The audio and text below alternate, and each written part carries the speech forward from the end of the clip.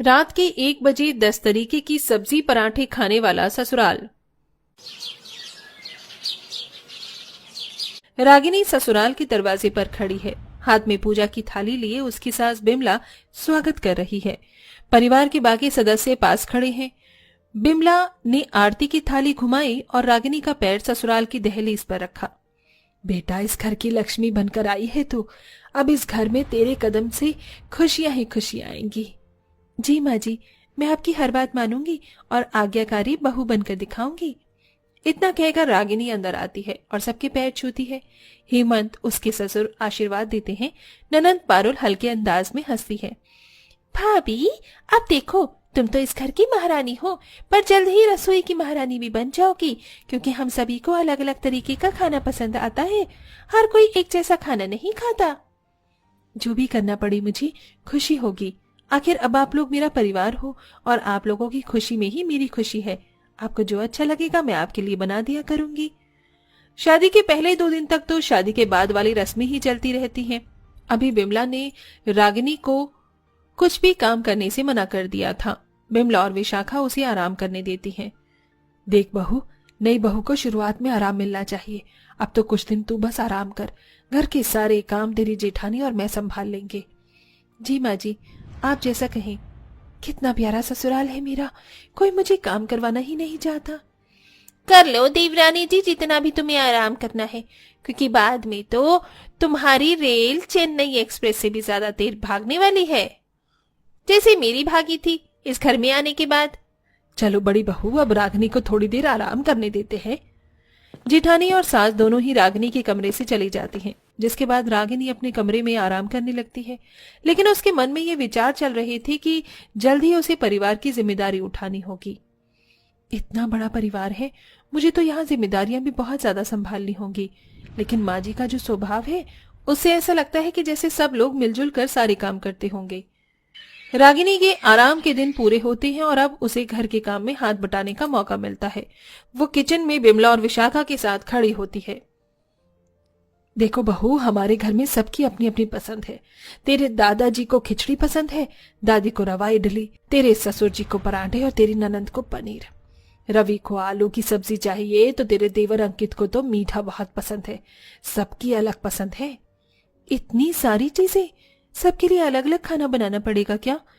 यहाँ ऐसा नहीं होता कि खाना एक ही बनाया जाए और सभी उसी को खाएंगे?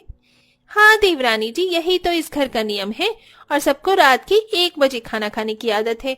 तब तक सब अपना काम करते रहते हैं, लेकिन तुम्हें तो खाना शाम से ही बनाना पड़ेगा, क्योंकि सब अपनी पसंद के हिसाब से ही खाना खाते हैं। रात के 1 बजे? लेकिन इतनी रात को खाना बनाना और खाना कैसे संभव है? ये हमारी पुरानी आदत है बहू, तुझे भी जल्दी इसकी आदत हो जाएगी। अभी ये सब तेरे लिए नया नया है। रागिनी मन ही मन सोचती है कि इतनी देर से खाना खाने से घर वालों की सेहत पर क्या असर होगा, लेकिन वो कुछ नहीं कहती। जिसके बाद वो रात के खाने में थोड़ी देरी से लगती है। धीरे धीरे खाना बनाते हुए रात के 1 बज जाते हैं। रागिनी ने पूरे परिवार के लिए खाना बनाया होता है। दाल, पराठे, सब्जियां, खिचड़ी, पनीर और मिठाई। सभी सदस्य एक एक करके डाइनिंग टेबल पर जमा हो जाते हैं। रागिनी, पहली बार इतने लोगों का खाना बनाया, कैसा लगा? बहुत मेहनत लगी, लेकिन मजा भी आया। परिवार की खुशी में ही मेरी खुशी है और मैं परिवार को खुश देखकर ही खुश रहती हूँ। तुमने बहुत अच्छा खाना बनाया है बहू। अब से हर रात इसी तरह खाना बनाना होगा। हे भगवान, आज पहली बार इतनी देर तक खाना बनाने में मुझे नानी याद आ गई। लेकिन अब ससुराल में रोजाना इसी वक्त खाना बनाना पड़ेगा। रागिनी धीरे धीरे समझने लगती है कि रोज इतनी तरह के खाने की तैयारी करना आसान नहीं होगा। कुछ हफ्ते गुजरते हैं। हर रात रागिनी को अलग अलग व्यंजन बनाने पड़ते हैं। वो शाम से किचन में जुट जाती है और रात के 1 बजे तक सारा खाना तैयार करती है, जिसके चलते उसे थकावट तो होती है, लेकिन किसी से वो कुछ नहीं कहती। इतना सारा काम, इतनी रात तक जाकर खाना बनाना, लेकिन मैं कभी मना नहीं कर सकती। ये मेरी जिम्मेदारी है। माँ को वादा करके आई थी कि ससुराल की जिम्मेदारी से कभी नहीं भागूंगी। वो परिवार के सभी सदस्यों की पसंद का ध्यान रखते हुए मेहनत करती रहती है। क्या हुआ बहू, आज खिचड़ी में थोड़ा नमक कम रह गया? दादी माँ, अगर आपको थोड़ा नमक चुटकुला चाहिए तो मैं आपके लिए नमक लेकर आती हूँ। वैसे देखा जाए तो रागिनी, आज हर खाने में मसाले कम हैं। क्या हुआ, तुम्हारा खाना बनाने का मन नहीं था क्या? आज तो खाने में स्वाद ही नहीं है, बहुत फीका और हल्का खाना लग रहा है। रोजाना भारी भरकम खाना खाते हैं, इसलिए मैंने सोचा थोड़ा हल्का और कम मसाले का खाना बना दूं। नहीं बहू, हमें जैसा खाना खाने की आदत है, तुम्हें रोजाना वैसा ही खाना बनाना है। ये सुनकर रागिनी थोड़ी देर चुप हो जाती है और फिर धीमी आवाज में कहती है, जी माँ जी, आप जैसा कहें। इतना कहकर रागिनी रसोई में आ जाती है और सभी के झूठे बर्तन धोना शुरू कर देती है। मुझे तो समझ नहीं आता, सभी लोग मेरी बात समझ क्यों नहीं रहे। रोजाना ऐसा खाना खाने से सभी की सेहत पर असर भी पड़ सकता है। अगर किसी को कोई परेशानी हो गई तो मैं क्या करूंगी। जैसा कि रागिनी सो रही थी, धीरे धीरे परिवार के सदस्यों को पेट की समस्या होने लगती है। देर रात भारी खाना खाने की वजह से डाइजेशन की परेशानी शुरू हो जाती है। अरे, ये पेट में दर्द क्यों हो रहा है? खाना हजम ही नहीं हो रहा। मुझे भी कुछ अजीब सा लग रहा है। ये देर रात का खाना खाने की वजह से तो नहीं है। सभी सदस्य धीरे धीरे पेट में दर्द और असहजता महसूस करने लगते हैं।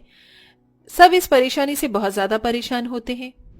माँ, मुझे भी पेट में दर्द हो रहा है, मुझे तो अस्पताल जाना पड़ेगा। धीरे धीरे सबकी हालत इतनी ज्यादा खराब हो जाती है कि रागिनी को पूरे परिवार को अस्पताल ले जाना पड़ता है। डॉक्टर उनकी जांच करते हैं और बताते हैं कि उनकी पाचन प्रणाली कमजोर हो गई है। आप लोग इतनी रात को खाना खाते हैं और इतना भारी खाना, यह आपकी सेहत के लिए बिल्कुल भी ठीक नहीं है। आपको हल्का और समय पर खाना खाना चाहिए, नहीं तो ये समस्याएं और बढ़ सकती हैं और सभी को फूड पॉइजनिंग हो सकती है। डॉक्टर साहब, हम सब आपसे ध्यान रखेंगे। अपने नियम पर चढ़ने की वजह से आज हम सभी को पेट की बीमारी हो गई। भारी भरकम समस्या देखनी पड़ रही है। इधर हॉस्पिटल में पूरा परिवार लाइन वाइज बिस्तर पर पेट के दर्द के लिए पड़ा होता है और रागिनी उनकी सेवा कर रही होती है। इस समस्या से सभी को अच्छा सबक मिल जाता है। डॉक्टर की सलाह के बाद घर में अब एक नया नियम लागू होता है। रात का खाना हल्का और जल्दी खाया जाएगा। रागिनी को अब एक ही तरह का भोजन बनाना होगा और वो भी समय पर, और उसे ही घर के सभी सदस्य खाएंगे। कोई अलग से फरमाइश नहीं बताएगा। अब सबके लिए एक ही तरह का खाना बनाऊंगी जो हल्का और पौष्टिक होगा। इससे सबकी सेहत भी सही रहेगी और मुझे भी इतनी देर तक काम नहीं करना पड़ेगा। हाँ बेटा, अब हम सब समय पर खाएंगे। ये बदलाव जरूरी था। अब रागिनी हर दिन हल्का और पौष्टिक भोजन बनाती है। परिवार के सभी सदस्य समय पर खाना खाते हैं और उनकी सेहत भी धीरे धीरे ठीक होने लगती है। समझदारी से लिया गया कदम ही सही होता है। अब परिवार भी खुश है और सेहतमंद भी। एक दिन पूरा ससुराल किसी रिश्तेदार के घर पर शादी के फंक्शन में जाता है। वहां भी सभी लोगों को देर रात से खाना खाना पसंद होता है। अभी हमारी बहू खाना बना रही है, 1 बजे तक खाना बन जाएगा, फिर सभी खाएंगे। ये सुनते ही सभी लोग हैरान हो जाते हैं। क्या बात कर रही हो बहन, 1 बजे खाना बनेगा और सभी लोग 1 बजे खाना खाएंगे? हाँ, तो क्या हुआ, हमारे घर का तो यही नियम है, देर रात से खाना खाते हैं। ये सुनते ही हेमंत अपनी पत्नी बिमला से कहता है, एक बार पछता लिया है, अब दोबारा पछताने की जरूरत नहीं है। अपना सामान पैक करो, हम सब अब सीधा शादी में ही आएंगे, वो भी अपने घर से समय पर खाना खाकर। यही पूरे परिवार के लिए बेहतर होगा। अपना ये नियम अब खराब नहीं करना। मेरा बेटा बिल्कुल सही कह रहा है, चलो घर चलते हैं। बिमला अपना सारा सामान पैक करके अपने परिवार के साथ जाने लगती है। तभी सावित्री उसे रोकती है। अरे बहन, कहाँ जा रही हो? शादी में आई थी ना तुम तो इतनी जल्दी क्यों जा रही हो? तुम्हारे घर के जो नियम कानून है, पहले हमारे भी घर में कुछ ऐसा ही था, लेकिन ये देर रात से खाना खाने की जो आदत है वो बहुत खराब है। पूरे परिवार का डाइजेशन सिस्टम खराब हो गया था और सभी हॉस्पिटल में एडमिट हो गए थे। मैं नहीं चाहती कि ये दिन दोबारा देखना पड़े और जाते हुए तुम्हें भी यही सलाह देना चाहूंगी कि घर में एक ही पौष्टिक आहार बनवाओ और सभी को वही खिलाओ। इस तरह शादी में जाने के बाद भी पूरा परिवार हंसी खुशी वापस अपने घर आकर सही समय के अनुसार पौष्टिक खाना खाता है और खुश रहता है। कहानी का अंत एक सुखद और संतोषजनक माहौल में होता है। रागिनी के लिए ये एक बड़ी जिम्मेदारी थी, लेकिन उसने इसे पूरे धैर्य और समझदारी से निभाया। वहीं अब पूरा परिवार भी बहुत अच्छे से समझ गया। दोस्तों, क्या कभी आपने देर रात से खाना खाकर असहजता महसूस की है, या फिर आप किसी ऐसे रिश्तेदार के घर गए हो जिनको लेट खाना खाने की आदत हो और आपको उनकी आदत से तकलीफ हुई हो? तो आप उनका नाम कमेंट बॉक्स में कमेंट करके जरूर बताएं। और आप कितने बजे खाना सही समझते हैं ये भी हमारे साथ शेयर करें। और हमारे चैनल की ऐसी ही अद्भुत कहानी देखते रहें।